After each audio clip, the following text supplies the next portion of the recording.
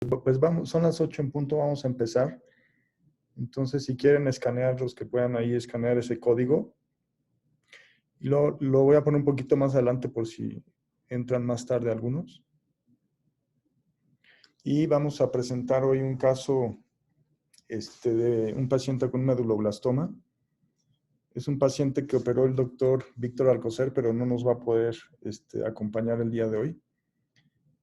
Pero bueno, vamos a ir empezando.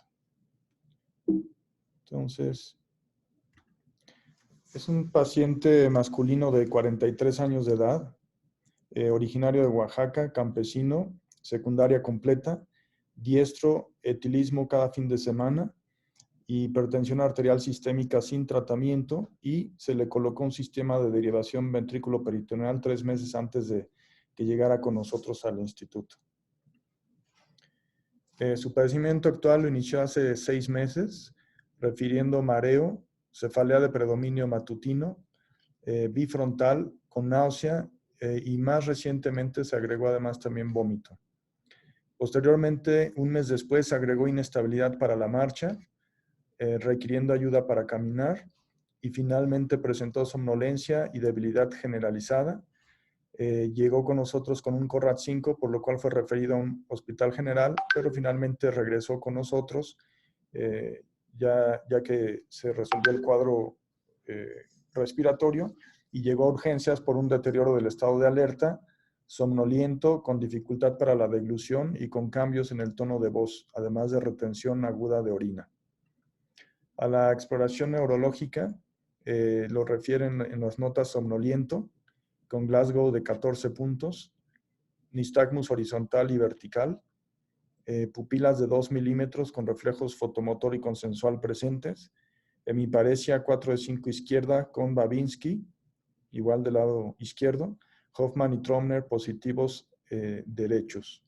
Exploración neurológica, dismetría y disdiadococinesia bilaterales, aunque refieren que es de predominio izquierdo.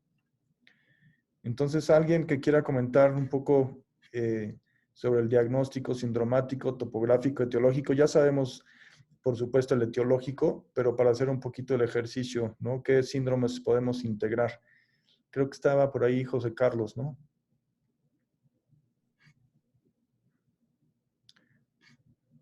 ¿Estás por ahí? José Carlos Herrera. Si no, Rodrigo. Hola, doctor. Me incorporé ahorita en la última diapositiva en la que pude integrar pues, un síndrome cerebeloso, tanto bremiano como lobular, pero no pude. Ah, gracias. Dismetría. La hemiparesia en ocasiones, cuando hay un síndrome cerebeloso, habría que explorarla nuevamente. Bueno, aquí tiene el Babinski, entonces sí, sería sí se conformaría un piramidal completo. Y aquí lo que llama la Hoffman atención, y Tromner. Rodrigo, es que, por ejemplo, es cierto, cuando tienen un síndrome cerebeloso como el que tiene este paciente, pues la hemiparesia podríamos ponerla en duda, ¿no? Porque es difícil valorar. Pero otra Claro. que tienen un Babinski izquierdo, pero además un Tromner y Hoffman derechos, ¿no? Entonces, eso pues confunde un poco, pero bueno, pusimos lo que viene en el expediente, ¿no? Pero bueno, vamos a ir avanzando, ¿no? Ok, pues Aquí. integraría, doctor, un síndrome de estado del despierto por somnolencia, el Glasgow de 14, Sí. síndrome piramidal no denso completo y el síndrome cerebeloso propiamente. De hecho, no sería vermiano, sino que de predominio del lóbulo izquierdo. Ok, bueno, Gracias, vamos doctor. a avanzar un poquito. Buenas noches, Doc. ¿Puedo Voy a comentar bajar el algo? volumen aquí. Vamos a presentar el video de la resonancia. Lo voy a pasar más lento. Esto es lo que tenemos de la resonancia. Era una resonancia externa, pero bueno, vemos una gran dilatación ventricular y vemos una lesión en fosa posterior que ahorita vamos a comentar con un poquito más de detalle, y la vemos también en la proyección sagital. y vemos ahí las fotografías, ¿no? Entonces, alguien que quiera describir aquí, en este caso no tenemos las demás secuencias, tenemos solo esto, pero voy a presentar un poquito más adelante otros pacientes con meduloblastoma, en donde vamos a discutir un poquito más sobre la imagen. Pero en este caso, ¿quién me puede describir qué es lo que vemos ahí? Aurelio, por Sí. favor, ayudas al doctor. Gracias, doctor Carrillo. Hola, buenas noches.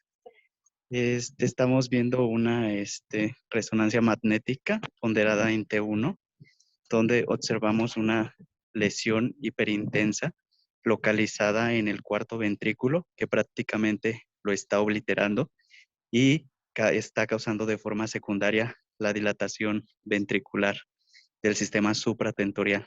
Entonces, pues la lesión yo la consideraría como extraxial. Ok, perfecto. Muchas gracias. Vamos a ir avanzando un poquito. Entonces, es un paciente con un síndrome de cráneo hipertensivo, como comentó Rodrigo, que mejoró después de la colocación de un sistema de derivación ventrículo-peritoneal, pero que mejoró parcialmente, llegó a un Glasgow de 14. Además, con un síndrome pancerebeloso, ¿no? En donde tiene algunos datos vermianos, pero también datos como hemisféricos, y probablemente es por el gran tamaño de la lesión que ya vimos ahorita en la resonancia. Ante la sospecha diagnóstica de un meduloblastoma, ¿no? Vamos a ver cómo también hay diagnósticos diferenciales, pero vamos a abordarlo un poquito desde el punto de vista anatómico y funcional, ¿no? Y vamos a empezar con las preguntas. Hay que recordar que el cerebelo es un centro integrador, ¿no? De la información postural. Tiene relevos que vamos a ver ahorita en esquemas hacia la corteza cerebral y hacia los núcleos grises centrales, que son muy importantes. Y además también controla el tono básico muscular. Entonces, con esto podemos entender un poquito por qué hay signos y síntomas que son similares en la patología cerebelosa, al igual que en el sistema extrapiramidal, ¿no? Donde pueden compartir, ¿no? Algunos de los signos y síntomas. El cuadro clínico de afección cerebelosa y del sistema extrapiramidal puede ser alteración en la marcha, en este paciente pues sí la tiene, alteraciones del movimiento, del tono muscular, y puede haber movimientos anormales. Este es un resumen de las conexiones cerebelosas, ¿no? Donde vemos cómo puede ir, se conecta con algunos tractos del mesencéfalo, del puente y del bulbo, ¿no? A través de los tres pedúnculos que conocemos, el pedúnculo superior, el medio y el inferior. Y vamos a ver cómo hay vías aferentes y hay vías eferentes, ¿no? También. Lo vemos de manera esquemática, ¿no? Entonces, pues esta gran conectividad pues va a provocar los síndromes que comentamos previamente, que podríamos resumir en esta tabla, ¿no? En donde estas son las zonas funcionales del cerebelo, en donde podemos tener ataxias, ¿no? Tanto para la marcha como postural, alteraciones oculomotoras, ataxia para la marcha y postural cuando es en la zona intermedia también, disartria, ¿no? Con este lenguaje escándido característico de la patología cerebelosa, ataxia de las extremidades, y cuando es más lateral, pues es principalmente ataxia de las extremidades. Las manifestaciones clínicas, entonces, las podríamos resumir en estos síndromes de manera muy simplificada, ¿no? Hacia la parte del lóbulo flóculo nodular, la vermiana y los hemisferios cerebelosos. Y cada una de estas pues, puede tener ciertas patologías predominantes, pero aquí, en este caso, el meduloblastoma prácticamente puede afectar las tres, como vamos a ver. Puede ser una lesión en línea media, pero también puede ser una lesión hacia alguno de los hemisferios cerebelosos. Y entonces puede afectar prácticamente todas estas áreas, ¿no? En el caso que estamos presentando es un tumor suficientemente grande como para que veamos que en la clínica prácticamente se está manifestando todo el cerebelo, ¿no? Con un síndrome pancerebeloso. Esto simplemente por tiempo no lo vamos a presentar, pero nada más para recordar, en esta página de Stanford viene algunos videos, ¿no? De resumen de exploración neurológica que son bastante útiles, ¿no? Y el del cerebelo pues también dura 5 minutos y es muy útil para recordar qué tenemos que explorarle al paciente. Un poquito de historia. El doctor Bailey y Cushing describieron el término de meduloblastoma por primera vez en 1925. La cirugía fue el único tratamiento hasta 1950, ¿no? Antes de esto no había otras opciones de tratamiento, solo era la resección quirúrgica y con una morbilidad bastante alta. En ese año se inició el uso de irradiación craneoespinal, que también ha ido evolucionando. Al final vamos a hablar un poquito de esto también. Y la quimioterapia se aceptó como un estándar hasta 1990, ¿no? Es algo relativamente reciente, ¿no? Prácticamente son 30 años de que la quimioterapia se empezó a utilizar en estos pacientes.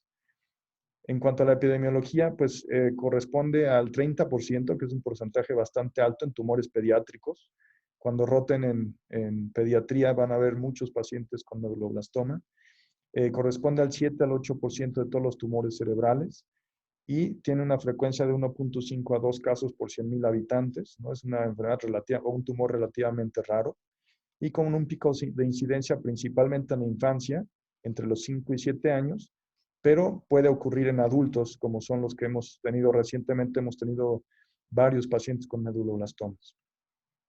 En cuanto a la fisiopatología, hay que recordar que es un tumor embrionario, ¿no? El doctor Salinas, cuando hablemos de patología, va a comentar también un poquito sobre esto. Invasivo, ¿no? Maligno del cerebelo, tiene una tendencia inherente a metastasizar por vía de líquido cefalorraquídeo y siempre es grado 4 de Laums, ¿no? Esta es una tablita también que vamos a comentar más adelante sobre la clasificación de estos tumores embrionarios, ¿no? Y cómo ha cambiado del 2007 al 2016, en donde tenemos ya no solamente una clasificación histopatológica, sino también clasificaciones genéticas y moleculares. Bueno, puede ser esporádico, como es en la mayoría de los casos, pero también puede ser asociado a síndromes genéticos, ¿no? Como el de Gorlin, la poliposis adenomatosa familiar y el Li-Fraumeni. Para los que entraron después, si quieren escanear este código, lo dejo ahí unos segundos. Y vamos a continuar. Entonces, la primera pregunta, que esto ha sido un tema de debate, ¿no? En algunos libros, de cuál es el origen al cual se le atribuye el medulloblastoma, ¿no? De qué estructura es la que nace. Y ahí pueden poner entonces en su celular cuál es la zona en donde se atribuye el origen del medulloblastoma. Ok, ahí vamos viendo.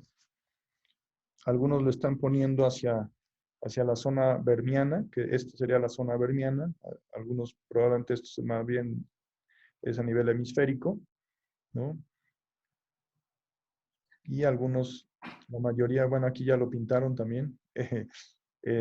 Y bueno, aquí la respuesta es exactamente el velo medular superior, ¿no? Ahí es en donde se le atribuye el origen de este medulloblastoma, que es esta zona que estoy señalando, ¿no? En esta parte de aquí, ¿no? Aunque sabemos que el medulloblastoma puede estar en cualquier sitio, pues este es el origen que se presume de este tipo de tumor.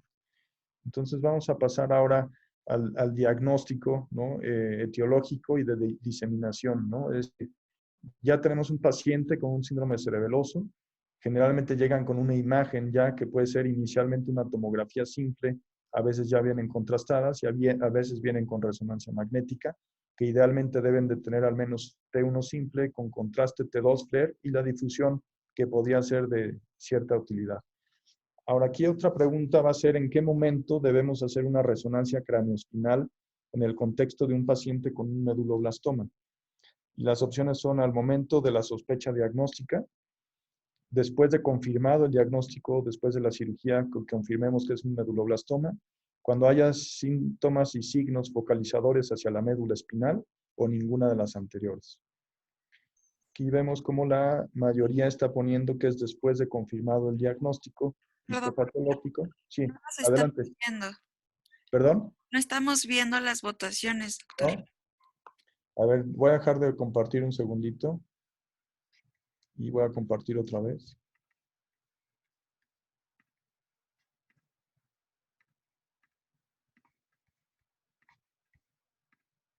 ¿Ahí lo ven?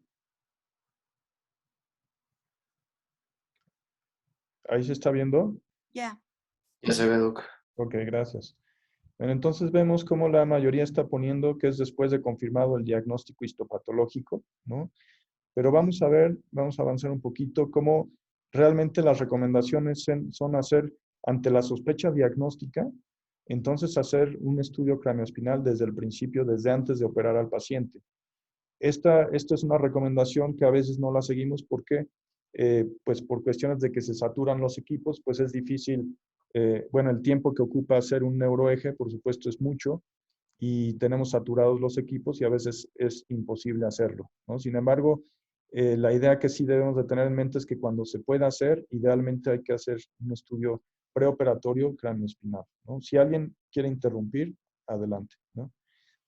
Ahora, hablando un poquito de la imagen, ¿no? Y ahorita vamos a pedir al doctor Carrillo, a la doctora Salgado, todo el grupo de neuroimagen, pues algunos comentarios, pero la densidad del meduloblastoma en la tomografía simple es menor a la intensidad del parénquima cerebral, igual o mayor, ¿no? Es decir, es hipo, iso o hiper densa en tomografía. Aquí la mayoría está poniendo es mayor a la intensidad del parénquima cerebral normal, lo cual es correcto exactamente porque esto va un poquito de la mano con lo que se ve a nivel histopatológico, ¿no? Por la gran celularidad que tiene este tumor, generalmente lo vemos así, ¿no? Es decir, es discretamente hiperdenso en relación con el parénquima cerebral, ¿no? Aquí se alcanza a ver una lesión y cuando la vemos de estas características, pues una sospecha diagnóstica. Por supuesto, habrá que hacer más estudios para diagnósticos diferenciales, pero cuando vemos mayor densidad que el parénquima en fase simple, pues nos orienta un poquito más hacia meduloblastoma. El siguiente tumor tiende más a salirse del cuarto ventrículo hacia las cisternas. Tenemos las opciones de astrocitoma pilocítico, ependimoma, meduloblastoma, hemangioblastoma y ninguno de los anteriores. Ahí están poniendo el 100% ependimoma. Algunos mencionan el hemangioblastoma. Y básicamente esas son las respuestas, ¿no? Realmente el que tiende a salirse del cuarto ventrículo hacia las cisternas es exactamente el ependimoma. Vamos a ver aquí un ejemplo. Estos ependimomas tienden a crecer fuera del ventrículo de esta forma. Este es un ependimoma, donde vemos cómo se va moldando ahí al cuarto ventrículo y sale por las cisternas. Y el que estamos viendo del lado derecho es un meduloblastoma, ¿no? En donde vean cómo crece dentro de la fosa posterior, ¿no? Comprime ahí el ventrículo, pero pareciera no irse hacia las cisternas como si el ependimoma que se va acomodando. Y esto es un meduloblastoma. Ahora, los meduloblastomas desmoplásicos en el adulto, que son pues de los que más vemos nosotros en nuestro instituto, se encuentran más frecuentemente laterales. Sí, adelante. ¿Alguien iba a hablar? No. Bueno, entonces pueden ser laterales o puede ser línea media. Exactamente, la mayoría está poniendo laterales y bueno, por supuesto, eso es lo que vemos generalmente en el instituto. Puede ser línea media también, pero estos desmoplásicos del adulto son mucho más frecuentes laterales y los de la línea media son más en pacientes pediátricos. Aquí vemos una secuencia de imágenes. No sé si alguien de neuroimagen nos pudiera ayudar a describirla. Es un meduloblastoma ya confirmado. Felipe, por favor, ¿te ayudas?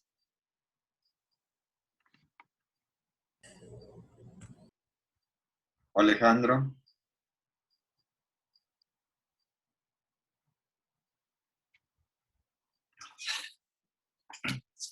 ¿No escuchamos? ¿Aló? Buenas noches. Sí, entonces vemos un tumor en el hemisferio cerebeloso del lado derecho. Es un tumor de comportamiento heterogéneo, predominante, tiene zonas o áreas quísticas caracterizadas porque son hipointensas en T1, hiperintensas en T2. El tumor tiene una localización periférico, no es central. Tiene un realce heterogéneo, el paso en medio de contraste. Vemos cómo tiene un efecto de masa, está comprimiendo el cuarto ventrículo, los recesos laterales. Y abajo a la derecha de la pantalla hay ciertas imágenes de susceptibilidad magnética o hipointensidades en el eco de gradiente. Voy a hablar de residuos o desechos hemáticos, un poco de sangre, ¿no? Tiene poco edema perilesional, los bordes son definidos principalmente. Perfecto. Muchas gracias. Sí, doctor. ¿Sí? ¿Regreso? ¿Iban a comentar algo más? ¿No? Seguimos. Esto es de los pocos tumores que son meduloblastomas atípicos. Es que siempre esperamos ver el meduloblastoma en la línea media, en niños, etcétera. Y esto correspondería a los atípicos que se van al ángulo pontocerebeloso o son más laterales y son heterogéneos con áreas quísticas y más bien lo que se vio aquí es áreas calcificadas, ¿no? Perfecto, sí, doctora. Muchas gracias. Sí, de hecho, nosotros buscamos en la literatura, la mayor literatura es en pediatría y hay algo, por supuesto, en adultos también, pero es con mucho más frecuente en pediatría, ¿no? Y en la línea media. ¿Mm? Entonces, se pueden llegar a confundir con meningiomas cuando captan de una manera atípica, ¿no? De manera homogénea. La gran mayoría son captaciones heterogéneas como el que presentamos, como este, pero si llegan a captar de manera homogénea, pues pueden llegar a confundir. Recientemente tuvimos uno en donde se pensaba que podría ser un meningioma, pero ya en el intraoperatorio las características pues marcaban más bien que se trataba de un meduloblastoma. Sí, Sergio, Sí, en doctor. relación a ese comentario, Sí. a veces hasta imitan la cola dural hacia el tentorio. Entonces sí es importante como diagnóstico diferencial, ¿verdad? Claro. Sí, doctor Ramos Pic. Sí, muchas gracias. Doctor Sergio, no, otra vez Alejandro. Alejandro, adelante. En cuanto al meduloblastoma, ya es como que cambió un poco lo de la presentación tal vez típico o atípico, sino ya como meternos en la parte de las características genético-moleculares de los tumores, ¿no?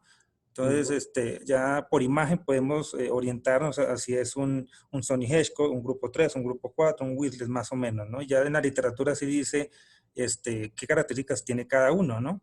Es lo que algunos son más atípicos y eso, pero ya nuestra idea es más orientado a esos tipos moleculares de los tumores, ¿no? Y una pregunta entonces, con imagen ustedes podrían más o menos tratar de identificar qué subtipo molecular es entonces. Sí se puede, eso es lo que llaman la radiogenómica, de hecho está para eso y hay marcadores por imagen que se puede orientar a un tipo molecular de meduloblastoma. Los Sony Hedgehog, por ejemplo, son típicos son periféricos, ¿sí? No son, la mayoría no son centrales. Los típicos que son centrales, el grupo 3 y grupo 4, etcétera, ¿no? Entonces sí hay marcadores por imagen donde se puede sugerir un tipo molecular del meduloblastoma. Perfecto. Y entonces, ¿qué protocolo tendríamos que pedir, por ejemplo, para tener elementos para esto? ¿Es una resonancia estructural convencional o hay que pedir secuencias especiales? No, pues el protocolo convencional debe tener difusión, debe tener, bueno, el encéfalo estructural que manejamos en el instituto, pero es muy importante la difusión, su mapa de ADC y por supuesto siempre acompañarlos con secuencias funcionales, ¿no? Perfusión y espectroscopía, ¿sí? Pero... Ok. Uh-huh. Perfecto. Entonces, pues así habrá que pedirlos todos entonces cuando sospechemos meduloblastoma. Muchas gracias, Alejandro. Sí. Este es otro caso también. Todos estos son pacientes confirmados como meduloblastomas. Este lo vemos diferente. Este es más de la línea media, ¿no? Exactamente, que es el más frecuente en pediatría, ¿no? Pero también, como comentábamos, lo podemos ver en el adulto, ¿sí? Ahora, esta es una imagen, perdón, de neuroeje, donde esto es exactamente lo que buscamos cuando hacemos un neuroeje, ¿no? Buscamos si ya hay algún implante a nivel de cervical, torácico o lumbosacro. En este caso, no sé si alguien quiera comentar, pero este es un paciente ya previamente radiado. Este paciente más bien no es de inicio la resonancia cuando teníamos la sospecha, sino más bien ya radiado y ante una recurrencia después de haber recibido radioterapia craneoespinal. Y por eso es que probablemente vemos también algunos cambios a nivel vertebral, ¿no? Aquí lo vemos a nivel torácico y vemos a nivel lumbosacro. Es el mismo paciente. Y ahí se alcanzan a ver muy bien los implantes, ¿no? Esto, por supuesto, pues ya implica un mucho peor pronóstico en el paciente. Y a nivel cervical también. Aquí lo vemos. Un poquito más adelante vamos a hablar sobre el tratamiento en estos pacientes. Vamos a saltarnos esta parte. Y bueno, vamos a ver este paciente por imagen. Hay que ver qué estirpe tumoral creen que es, ¿no? De las opciones que vamos a dar. Si quieren verla con calma, y las opciones son astrocitoma pilocítico, ependimoma, hemangioblastoma o méduloblastoma. Entonces, estas son la tomografía y algunas secuencias de resonancia. Y entonces, si quieren decir, la mayoría está poniendo hemangioblastoma y algunos, un 30% astrocitoma pilocítico. Ok. Entonces, me regreso un poco. Este fue un caso ya confirmado de un astrocitoma pilocítico, ¿no? En donde no sé si alguien de imagen quiera describir un poquito lo que vemos y por qué. Aquí ya sabemos porque está confirmado, pero si ustedes algo les llama la atención que los hiciera pensar en astrocitoma pilocítico, ¿qué es lo que fue? Hola, buenas noches. Habla Taboada. Sí, doctor Taboada, adelante. Yo sé que muchos se fueron con la finta del hemangio, pero siempre cuando piensen en el hemangioblastoma, deben recordar que hay 3 formas típicas del hemangioblastoma por imagen y este no tiene más que una. Y la otra es que tienes que buscar trayectos vasculares. No tenemos muchas imágenes aquí, pero tenemos un T2, esa que está enmarcada en naranja. Y si tuviéramos la imagen nodular ahí, tendríamos que ver que predominan los trayectos vasculares o ausencias de señal y este no lo tiene. El pilocítico típico es como está. Es una imagen quística con un nódulo intramural con mucho refuerzo. Esa es la imagen típica. Este parece ser un niño. Entonces, esa es también otra forma típica de los pilocíticos en los niños. Una lesión intraxial del hemisferio cerebeloso que puede ser central o ligeramente periférico, quístico, con un nódulo mural que tiene mucho refuerzo y el nódulo no tiene vasos en el interior. Entonces, esas imágenes son muy típicas de un pilocítico, para que no se vayan con la finta con el hemangioblastoma. El hemangioblastoma también tiene sus formas típicas, pero un nódulo mural con trayectos vasculares que puede reforzar intensamente o en forma heterogénea hace pensar más en un hemangioblastoma que en un pilocítico.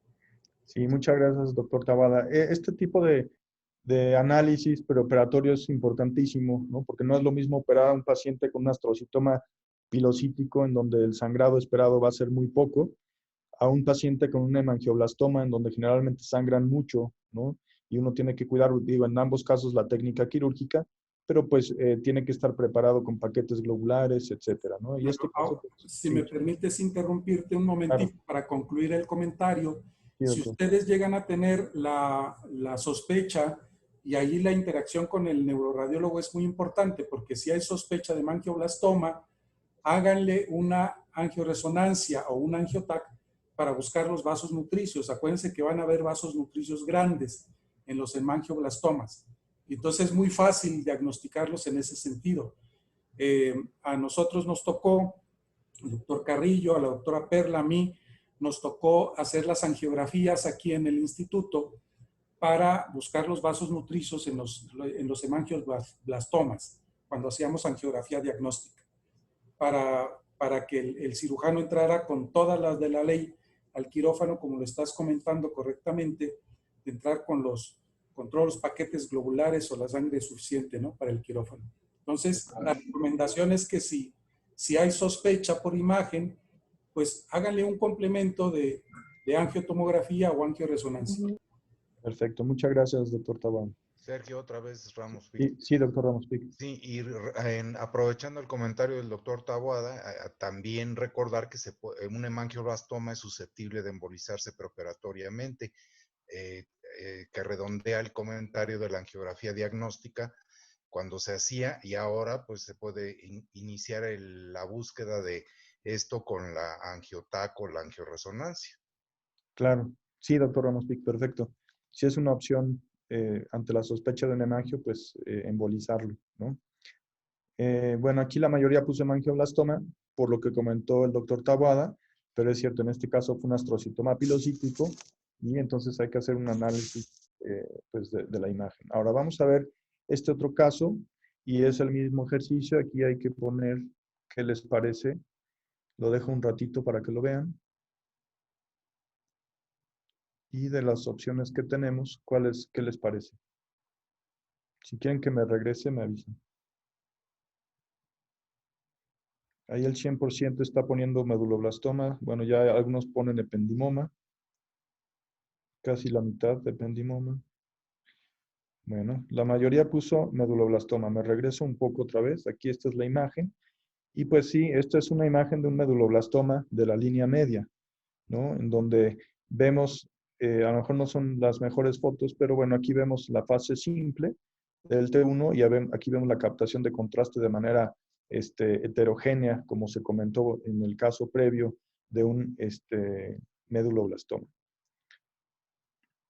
Y vamos a ver este otro caso, este último caso, y es lo mismo, este caso, ¿qué les parece?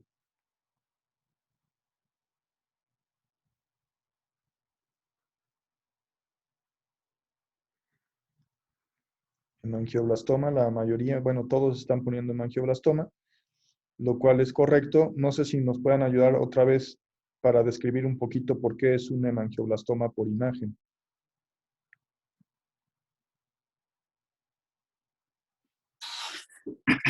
Podemos ver que tienen una lesión, ¿verdad? Que es quística, es supradermiana, ligeramente hacia la izquierda, y en la secuencia con contraste axial que nosotros podemos observar se acompaña de otra imagen nodular con reforzamiento nodular, exactamente, y eso nos ayuda a pensar que de las lesiones que se presentan múltiples en fosa posterior, el hemangioblastoma es uno como parte de un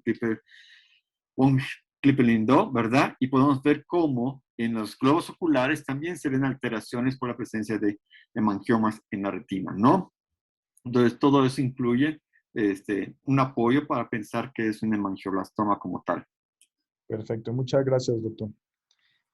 Entonces aquí el 100% pues puso hemangioblastoma, ¿no? Ahora, vamos a continuar entonces con esto del diagnóstico. Entonces tenemos un paciente con sospecha de meduloblastoma por resonancia magnética con una resonancia neuroeje sin evidencia de metástasis. ¿En qué momento debemos hacer una punción lumbar con fines de estadificación? Y estas son las opciones. Antes de la cirugía, durante la primera semana después de la cirugía, entre los días 10 y 21 después de la cirugía, o después de 3 semanas a partir de la cirugía, o no debemos hacer punción lumbar con fines de estadificación. Ok. La mayoría está poniendo la tercera opción entre 10 y 21 días, aunque ya la mayoría puso antes de la cirugía.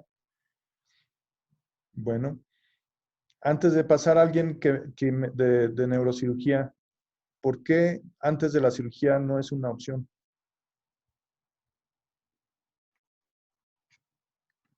¿Quién está conectado? A ver, Rodolfo Villalobos.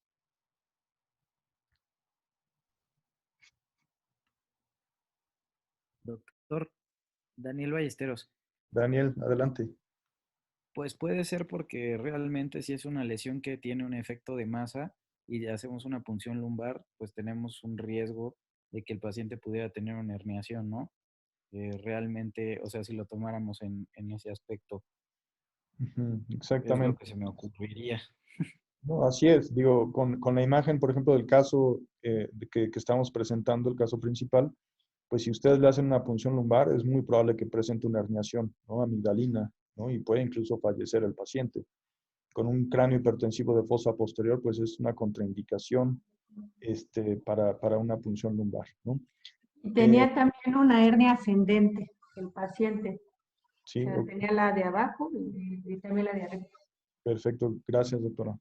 Aquí la respuesta correcta es exactamente entre los 10 y 21 días con un promedio de 14, ¿no? A los 14 días hay que hacer una punción lumbar en el 100% de los casos. ¿Por qué no hacerla? ¿Quién me puede responder por qué no hacerla en el postoperatorio inmediato?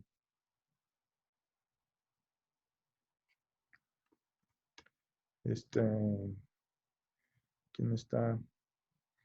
A ver, Karen.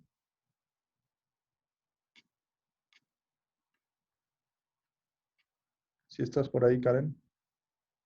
O alguien que le ayude. Puede ser porque realmente si hacemos la punción en el postoperatorio inmediato, por el hecho de haber manipulado, el hecho de que haya habido algo de sangrado, obviamente las células que se pueden desprender durante la cirugía, pues tendríamos una punción lumbar sucia por la cirugía, ¿no? Realmente. Exactamente, ¿no? Podríamos tener un falso positivo. Lo que estamos buscando en la punción lumbar, además de la rutina de cultivos y citoquímicos, pues son principalmente células tumorales, ¿no? Células neoplásicas. Y puede haber un falso positivo simplemente por la manipulación operatoria, ¿no? Donde pueden desprenderse células, pero es muy difícil, muy diferente que se desprendan por un procedimiento quirúrgico a que realmente hay un implante, ¿no? De una célula tumoral, es muy diferente.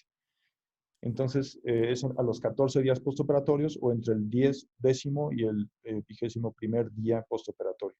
Hay que recordar que en estos tumores no hay marcadores tumorales y, bueno, este es el caso que estamos presentando. Ahora, hablando un poquito del plan quirúrgico, ¿qué opciones tendríamos para abordajes? No sé quién esté de R4 o R5 que nos pudiera ayudar a decirnos, me regreso a la imagen, ¿qué opciones tendríamos para abordar este tumor? A ver, adelante. Daniel, igual tú mismo. Doctor, buenas tardes. Sí, adelante. ¿Alguien iba a decir algo? Sí, Ricardo. Marian, pero creo que se cortó su micrófono. Ok. Entonces, Daniel, adelante. Sí, doctor. Bueno, creo que en esa imagen del sagital y axial.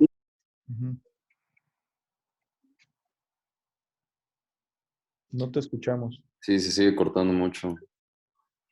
Sí. Si no, alguien que le ayude, porque no tiene buena señal. Daniel. Realmente, o sea, un abordaje que se me ocurriría, sin embargo, no creo que nos ayudaría tanto, es un supracerebeloso infratentorial. Sin embargo, yo creo que el ángulo está muy, pues digamos, muy abierto y tenemos mucho cerebelo ahí, entonces yo creo que podríamos incluso funcionar más el parénquima. Otro abordaje.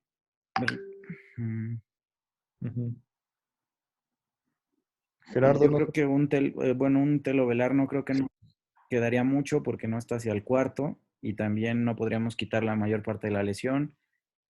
Estaría muy... ¿Qué otro? Exacto. Ok.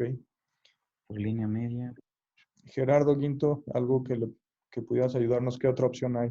Sí, doctor, justamente, bueno, tomando en cuenta que es una lesión de fosa posterior que se encuentra, pues en ocasiones incluso muy profundo dentro de los hemisferios cerebelosos, podríamos considerar cualquier abordaje suboccipital que vaya atravesando el parénquima cerebroso. O sea, podría ser uno paravermiano, transvermiano, o incluso dirigido a la lesión si se está haciendo más superficial en algún sitio, pero este en particular, que tiene una localización más superficial hacia la cara tentorial del cerebelo, como dijo Daniel, un abordaje supracerebeloso infratentorial para llegar por lo menos a la irrupción pial de esa lesión y de ahí ir devastando, pudiera ser una opción, pero se ve un ángulo, justo como comentó Ballesteros, se ve un ángulo del tentorio muy pronunciado. De hecho, en esa imagen se ve prácticamente paralelo al clivus. Entonces, justamente haciendo el ejercicio con este paciente en particular, pensamos que si lo poníamos en una posición precisamente para supracerebeloso infratentorial, tendríamos que prácticamente flexionar de una manera muy incómoda la cabeza del paciente o nosotros colocarnos prácticamente encima del paciente para poder llegar ahí. Entonces, otra opción sería llegar de manera más directa por un abordaje occipital transtentorial. Ok, por aquí. ¿Puedo hacer un comentario, doctor Moreno? Sí, claro, gracias. Sí, cuando hablamos de abordajes a la fosa craneal posterior, los podemos clasificar de acuerdo con Yashargil en abordajes suboccipitales superiores e inferiores, sea si descubrimos los senos transversos o si descubrimos el agujero magno. Y los podemos clasificar en medios, paramedios y laterales. En el caso en particular, hay que recordar que los pacientes no se operan en posición neutra, ya lo comentó ahorita Yoshi. Los pacientes se someten a una flexión, sea en posición sedente o sea en posición de cúbito ventral. La tentativa de hacer un acceso occipital transtentorial es una técnica muy cómoda y que no debe de descartarse como parte de la posición. Particularmente, la posición sedente ofrece muchas ventajas en el sentido anatómico y de drenaje venoso para el enfermo, aunque conlleva el peligro de una embolia gaseosa. Sin embargo, es la posición anatómica mucho más cómoda para el paciente, si bien es cierto que el cirujano pues tiene que estar entrenado y tiene que tener un buen soporte de los codos para poder efectuar este tipo de procedimientos. Ok. Gracias. Perfecto, muchas gracias. Sergio, otra opinión. No específicamente para este paciente, pero estamos hablando de meduloblastomas de línea media, que ya se aclaró que los niños son los mayores portadores de estas lesiones. En los niños pequeños es muy difícil operarlos sentados por los pinchos, la manera de fijarlos es muy distinta, en fin, se utiliza y es más cómodo probablemente la posición concorda a esas edades. Entonces, como referencia en cuanto a la opción quirúrgica pediátrica.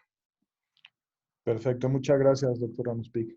Bueno, también, doctor Moreno, otra observación. Claro. Cuando hacemos los abordajes suboccipitales superiores, sí es indispensable que los trépanos se coloquen supratentoriales, para que de esta forma, al momento de reflejar la dura madre, realmente tengamos la cara tentorial, bajo exposición directa. Y muchas de las veces no se hace este abordaje, sino que se hace por debajo del tentorio, y entonces ahí es cuando realmente cuesta mucho trabajo entrar, ¿no? Claro, perfecto. Sí, y bueno, hay que recordar que el posicionamiento del paciente es una parte fundamental de la cirugía, ¿no? Yo he visto de repente algún paciente que queda mal posicionado y es un problema tanto para anestesia como para neurocirugía, ¿no?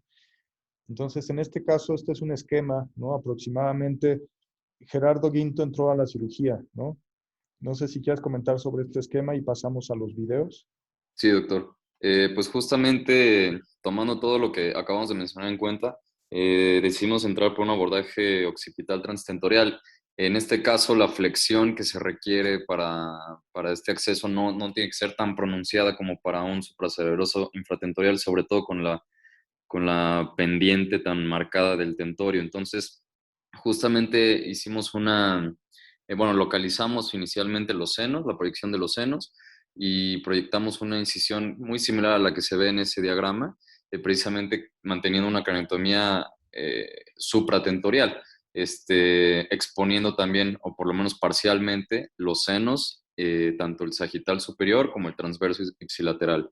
Y ya con eso realizar los trépanos. En este caso, los trépanos no fueron necesarios que fueran tantos, porque sí estaba despegada la dura madre, por así decirlo, y nos permitió nada más con 2 trépanos hacer la craniotomía, exponiendo todo lo que deseábamos exponer. Y ya con eso, pues bueno, ya en los videos se verá como más a detalle, pero sí es muy similar a lo que se ve justamente en ese diagrama.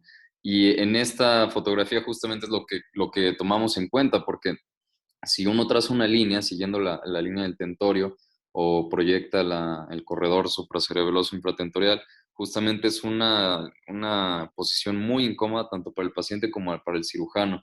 Entonces, con la línea roja que se ve ahí es prácticamente la dirección en la que uno entra con un abordaje occipital transtentorial. Entonces, por eso decidimos realizar este abordaje. Exacto, ¿no? Entonces, aquí la posición del tentorio es muy importante, ¿no? El ángulo que tiene para seleccionar el abordaje, ¿no?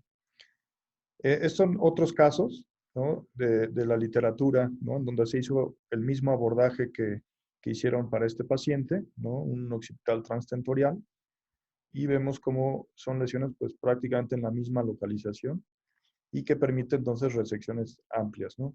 Esto es lo que ponen en la nota. Ya me voy a saltar un poquito esto para ver el video, ¿no? Entonces, si quieres lo voy a poner, y si quieres irlo describiendo, me avisas si quieres que lo adelante. Sí, gracias. Bueno, ahí vemos justamente las imágenes que mostramos previamente con la restricción de la difusión, y en esta imagen queremos marcar precisamente el ángulo del tentorio. Lo colocamos en una posición como park bench, como 3/4 prono, para tener un acceso más cómodo, y trazamos precisamente la proyección de los senos, y esa es la incisión que hicimos en herradura con base caudal. La craniotomía, pues bueno, no aparece ahí en el video, pero después de exponer los senos, realizamos la apertura dural en C, justamente siguiendo el contorno de los senos. Y vemos de entrada, lo primero que llama la atención es que empieza a bombarse el parénquima cerebral. Entonces, incluso empezando la disección para empezar a observar el tentorio, el ángulo entre la hoz y el tentorio, y la hoz como tal, vemos que nos dificulta mucho la visión. Entonces, ampliamos la apertura dural precisamente ya con una craniotomía que teníamos planeada, y realizamos pues, las mediciones pertinentes para colocar una ventriculostomía. El paciente, como vimos en el estudio, tenía ya hidrocefalia. Entonces realizamos una ventriculostomía en el punto de Frazier, ipsilateral, lo cual nos permitió, ahí ya sin retracción alguna, vemos el tentorio, y puse una comparativa sin la ventriculostomía y con la ventriculostomía, viendo todo el espacio que nos da, que sí es una diferencia muy significativa. Ya después coagulamos el tentorio y realizamos un corte pequeño que fuimos extendiendo hacia atrás, y después realizamos una ventana del tentorio para posteriormente levantarla y exponer. Vemos muy claramente cómo se encuentra directamente el tumor ahí en contacto incluso con el tentorio. Estaba adherido a esa ventana del tentorio que realizamos, y ahí es donde ya empezamos a hacer una devastación tumoral inicial, lo cual nos permite a su vez realizar una disección peritumoral, identificando los bordes de la lesión respecto al parénquima sano, y nuevamente nos permite traer toda la lesión al campo de visión del microscopio, y con eso continuar la devastación tumoral en ciclos alternados con devastación y disección peritumoral. Nos vamos hacia la porción más posterior, y ahí vemos precisamente que todavía queda bastante o queda una porción significativa de tumor ahí en donde realizamos la incisión del tentorio. Entonces es necesario ampliar esa incisión para asegurarnos de que estemos cubriendo todos los márgenes de la lesión. Entonces continuamos la devastación tumoral, viendo que en realidad la ventana no la ampliamos tanto, porque el resto del tumor lo disecamos y lo traemos hacia el centro de nuestra exposición quirúrgica, dentro de la cavidad de resección. Ahí es donde ampliamos la incisión tentorial y realizamos una resección completa. Ahí en esa imagen vimos los bordes sanos del parénquima sano, incluso hasta el velo medular superior. Corroboramos efectivamente que tengamos un lecho limpio, que ya no tenga residuos tumorales, verificamos la hemostasia, y bueno, al final ya es la vista que tenemos. Es muy importante en estos casos que la retracción tiene que ser la mínima. En este caso lo hicimos mucho más hacia arriba, más que lateral, para no presionar la corteza visual. Este paciente lo vio, de hecho, oftalmología durante su estancia en piso, y no cooperaba mucho, y también tenía nistagmo, pero nos comentaron en la nota que por campimetría no tenía defectos campimétricos. Entonces sí es algo muy importante para vigilar en este tipo de abordajes. Muchas gracias, Gerardo. Entonces, lo que comentan de hallazgos intraoperatorios, un tumor de color grisáceo, ¿no? Que generalmente así son los meduloblastomas, aspirables, vascularizado, y el diagnóstico de patología fue un meduloblastoma, que le vamos a pedir, bueno, primero unas preguntas, y luego el doctor Salinas nos va a ayudar un poquito para estos diagnósticos diferenciales. Entonces, de estos tres cortes histopatológicos, de estas tres fotografías, ¿cuál es el meduloblastoma?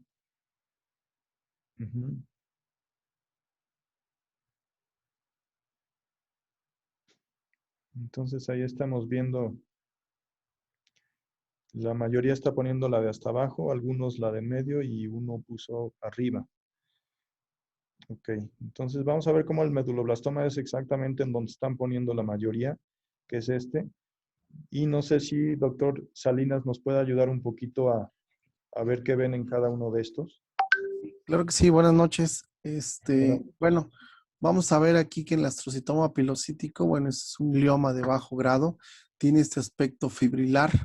Vean ustedes que aunque es muy es celular, ya tratarse de una neoplasia, vemos que los espacios que se encuentran entre que estos puntitos morados o negros, como se ven en sus pantallas, están más distantes entre sí por ese patrón transfibrilar que tiene. Se dan cuenta que la celularidad no es mucha y no salta a la vista ni vascularidad, no hay necrosis, aunque puede haberla y puede haber un patrón incluso de tipo que tenga fibras de Rosenthal.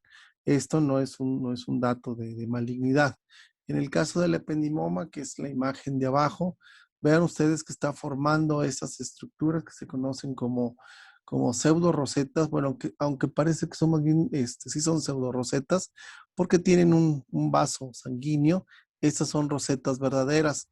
La diferencia radica en esto, que cuando están alrededor o parten aparentemente de un vaso sanguíneo se conocen como pseudorosetas, mientras que cuando no tienen este vaso sanguíneo, sino es una porción acelular y de donde de manera radial todas las células están presentes, donde tiene el marcador, no se ve el vaso sanguíneo, esas se conocen como verdaderas rosetas.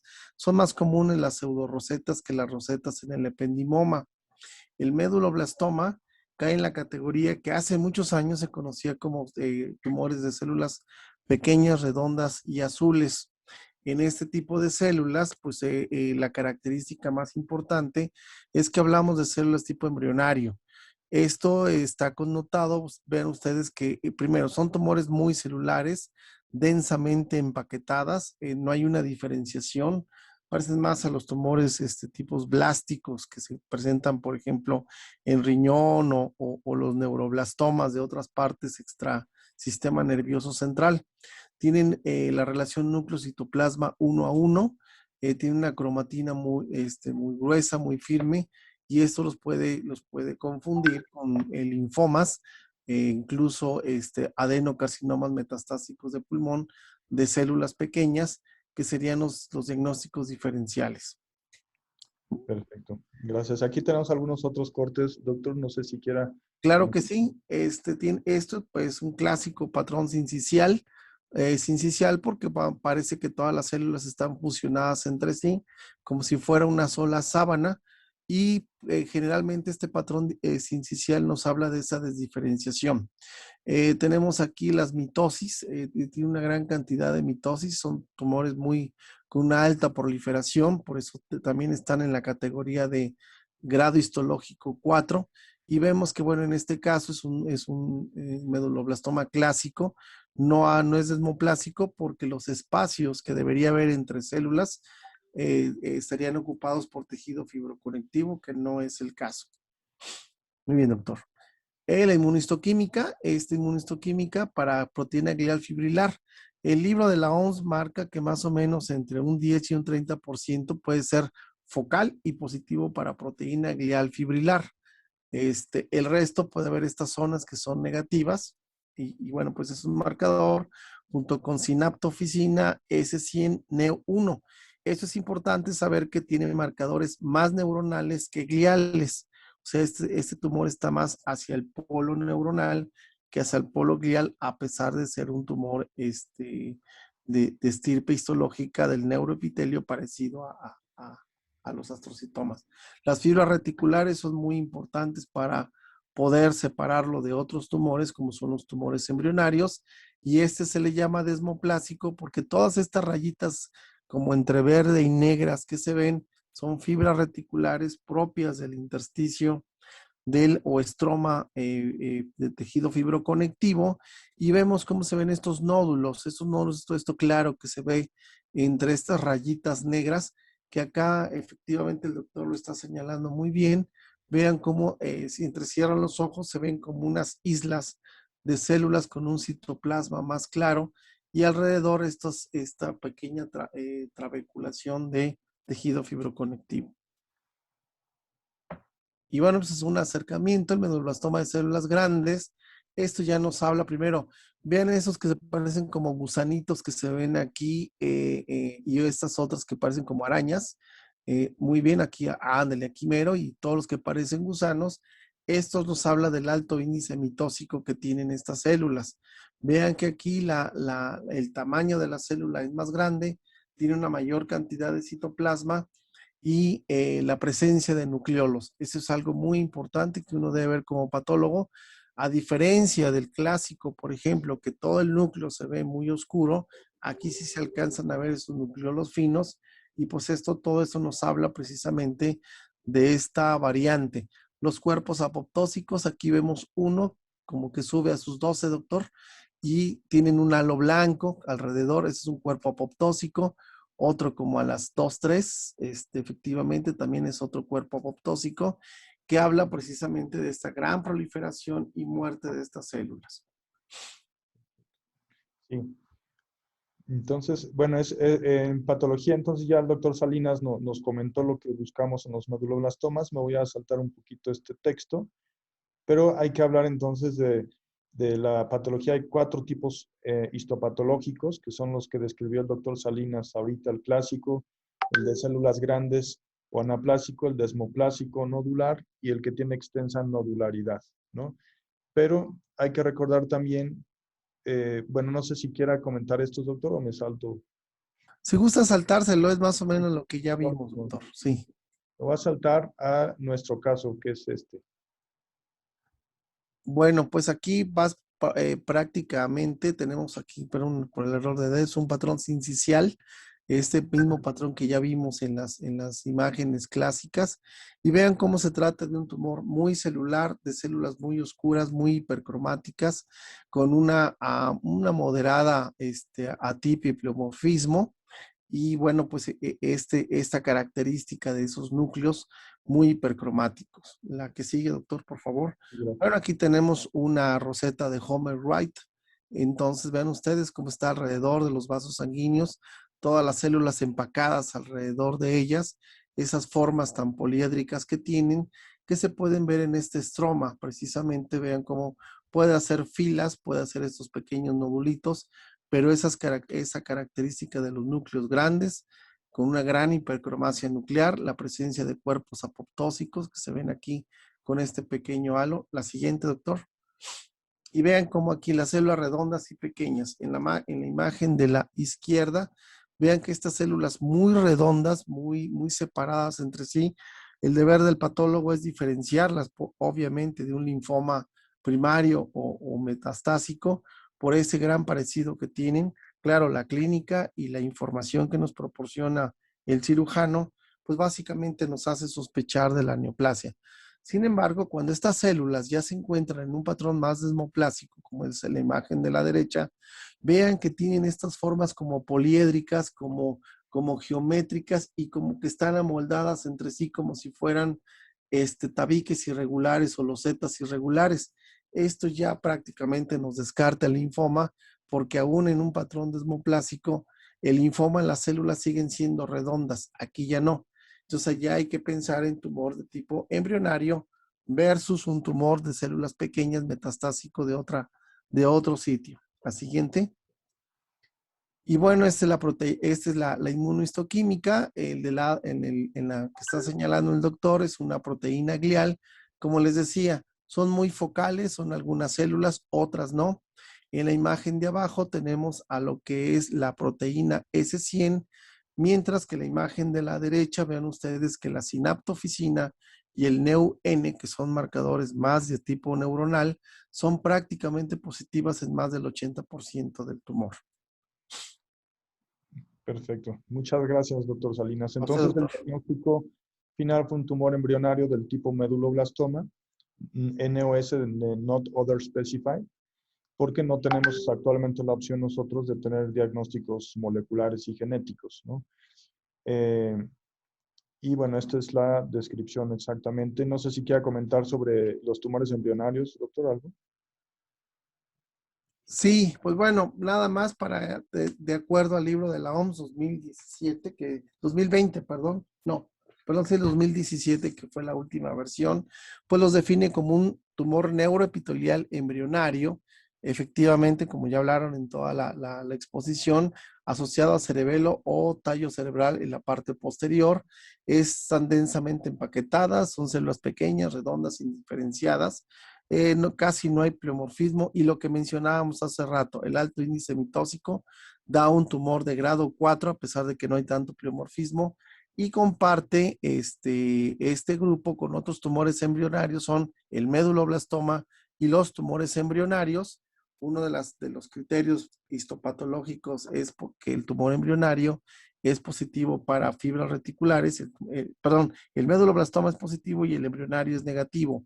Otros menos frecuentes tenemos al méduloepitelioma, el neuroblastoma, neuroganglioma y tumor embrionario, los tres del sistema nervioso central, el tumor teratoide rhabdoide atípico y el tumor embrional, así como está escrito, con características rhabdoides que son muy raros diagnosticarlos.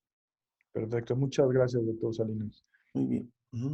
Y bueno, aquí nada más si quiere que lo comente, pues nada más como bien lo mostró el doctor hace rato, ven ustedes el astrocitoma pilocítico, vean que dista mucho precisamente de la morfología histológica y del méduloblastoma, vean que son astrocitos más o menos monomorfos, tienen este patrón microquístico o en tela de gallinero, pueden tener fibras de Rosenthal, y como les decía, sí son muy celulares, pero vean cómo los espacios claros o la distancia entre los núcleos nos habla de este patrón como fibrilar. Abajo aquí tenemos una pseudo roseta, que era lo que les mencionaba. Ese es un vaso sanguíneo y alrededor de ella de una forma radial, como si fueran células en zanahoria, vemos núcleos redondeados, ligeramente oval, una cromatina muy fina y muy polarizada en el extremo contrario a donde se fijan al vaso sanguíneo. Es todo, doctor. Muchas gracias, doctor Salinas. Me voy un poquito más rápido para hablar un poco del tratamiento. Simplemente comentar los subgrupos moleculares, que son estos 4, ¿no? El que tiene mejor pronóstico es el primero, ¿no?, que estamos poniendo aquí, el WNT. El grupo 4 es intermedio y los otros 2 son, bueno, el grupo 3 es un pronóstico pobre. De las clasificaciones, la de Chang es la más utilizada, ¿no?, desde el punto de vista de la estadificación, pero en los estudios hablan de que la parte era una especie de TNM o más bien TM, donde la parte de la T no era muy útil y se quedaron básicamente con la M, ¿no?, de las metástasis, en donde habla M0 sin metástasis, M1 células tumorales en el líquido cefalorraquídeo, M2 metástasis en el espacio subaracnoideo cerebral o cerebeloso, M3 metástasis en el espacio subaracnoideo espinal y M4 metástasis fuera del sistema nervioso central, lo cual es extremadamente raro, pero sí puede llegar a pasar. Y la estadificación se lleva a cabo entonces con el tamaño del tumor residual, la edad del paciente, la variante patológica y la etapa M de Chang. Y eso nos va a dar un riesgo alto o un riesgo promedio, ¿no?, o un riesgo intermedio. El riesgo alto es cuando tiene cualquiera de estas características o tiene un tumor residual de más de 1.5 centímetros, en donde digamos, indicador, pues es muy importante. La idea que tenemos que llevarnos es que tenemos que hacer resecciones completas, porque eso sí tiene un impacto en el pronóstico del paciente, ¿no? Con un punto de corte de 1.5. La edad del paciente, ¿no?, cuando tiene menos de 3 años tiene un peor pronóstico.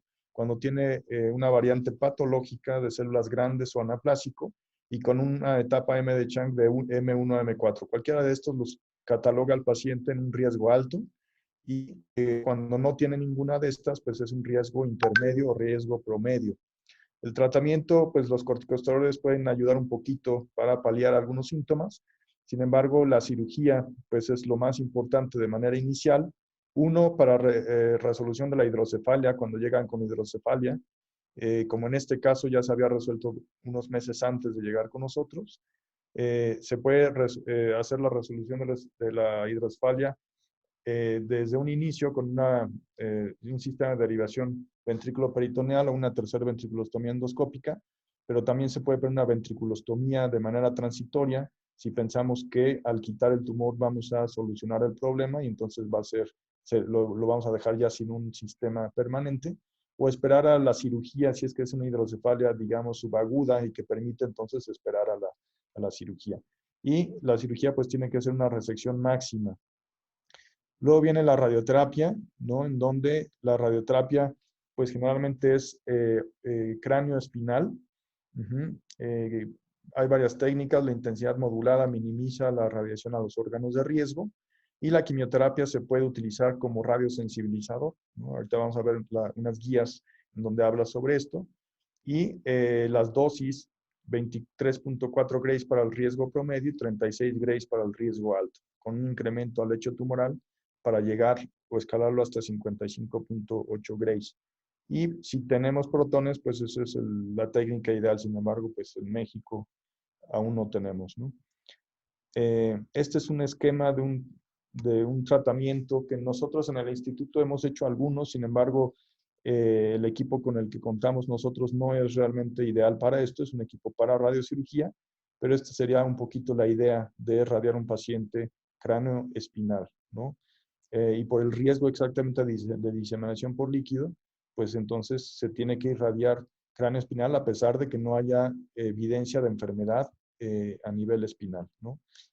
Esto es simplemente comentar un caso que tuvimos ya hace años en el instituto, que llegó con nosotros con estas dos lesiones a nivel temporal, y lo que tuvo fueron implantes de meduloblastomas. Y estos implantes de meduloblastomas fue después de prácticamente como más o menos como 14 años después de una cirugía que había tenido en la infancia por un meduloblastoma, ¿no?, en fosa posterior, y tiempo después llega con nosotros con estos implantes, ¿no? Y haciendo un análisis de por qué se puede presentar esto, porque resulta que no es tan raro, ¿no? Si tener implantes bitemporales, pareciera, me regreso aquí, que es un poquito, y ahí a ver si algún radiooncólogo nos podría decir, parece que con la finalidad de proteger sobre todo las órbitas, podrían quedar un poquito frías, ¿no?, desde el punto de vista dosimétrico, esas zonas, ¿no?, de la fosa media, y entonces tener una menor dosis en esa zona y tener implantes. Y la otra cuestión es que la radioterapia, entiendo que una de las técnicas que utilizan es en decúbito prono, como lo vemos aquí, y eso favorecería que las células migren, ¿no?, hacia la parte anterior, y por eso es que los implantes los vemos más en la parte anterior que en la parte posterior. No sé si alguien de radiooncología, si están conectados, que quisiera comentar un poquito sobre la técnica actual más moderna de este tipo de irradiación. ¿Quién está por ahí?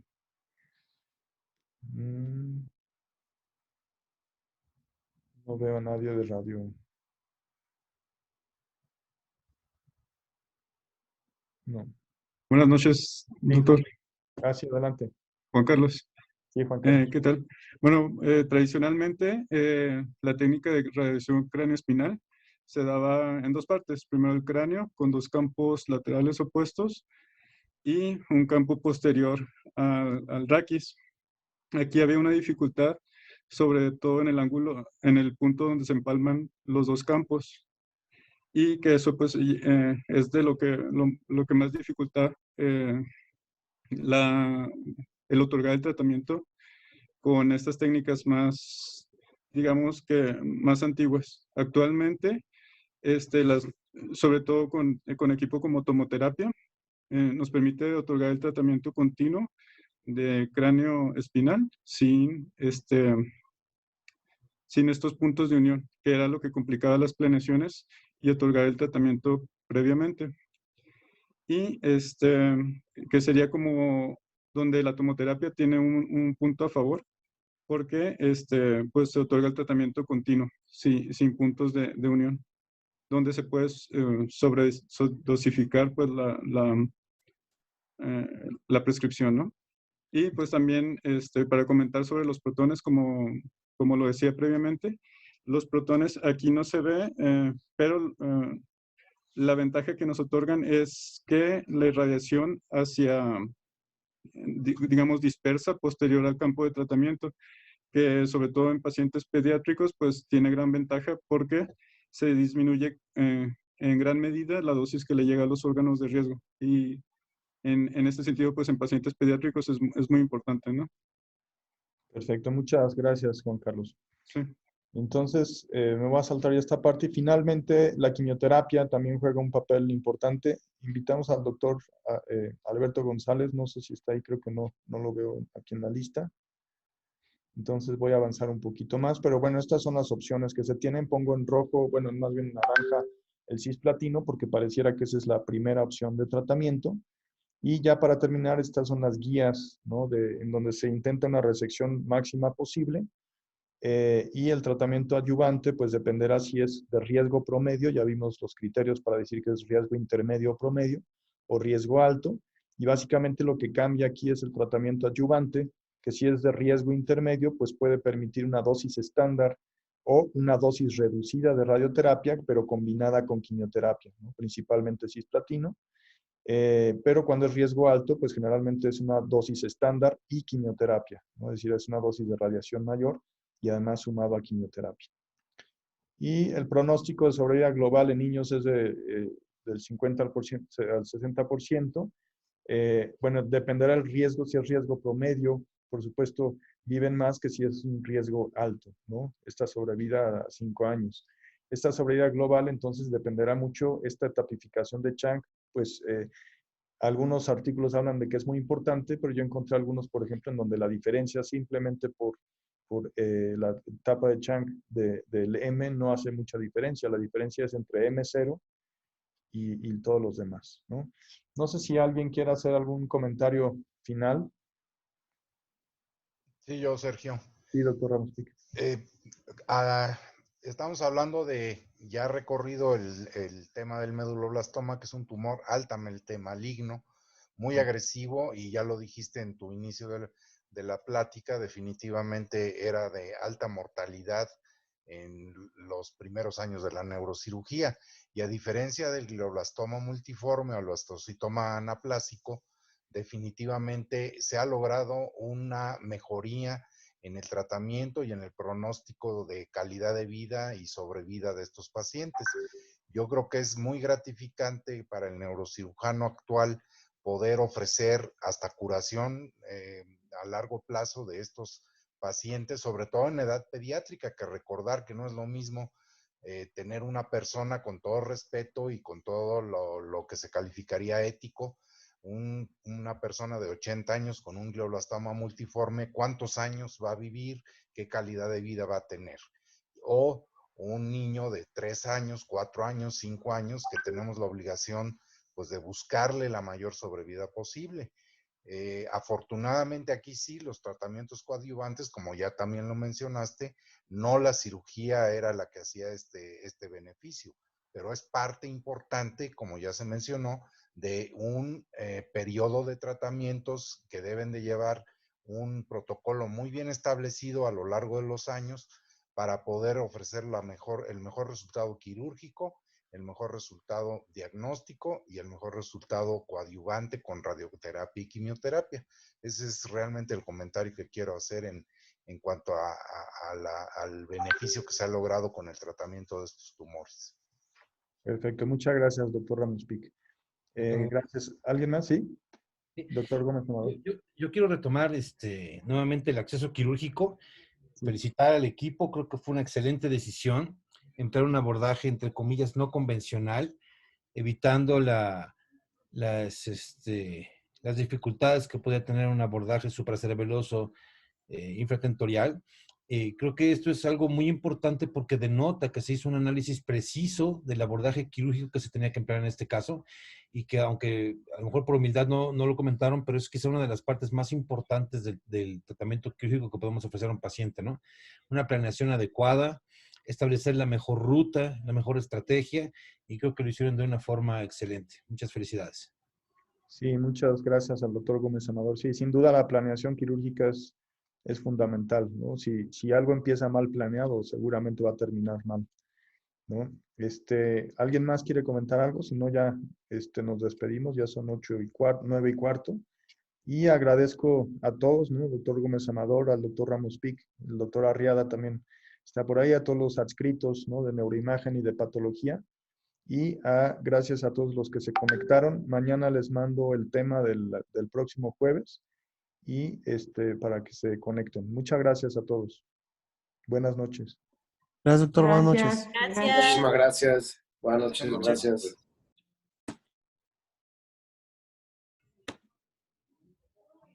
Un residente está en el closet, se ve la ropa ahí.